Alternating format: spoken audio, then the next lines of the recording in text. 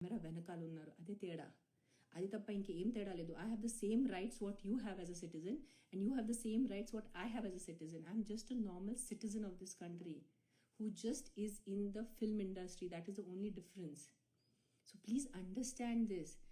Whenever you pick up your phone and whenever you type, not for me, any celebrity, any politician, when you write bad words, it is not for us.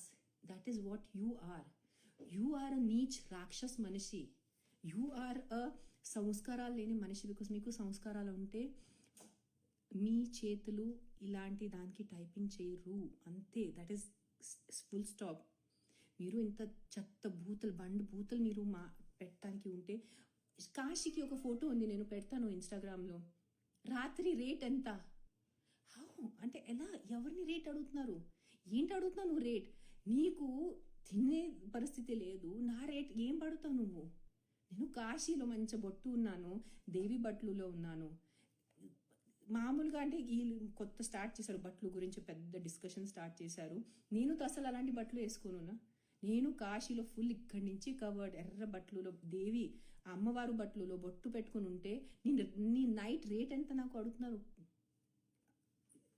ఇది no this is not right. ఇది correct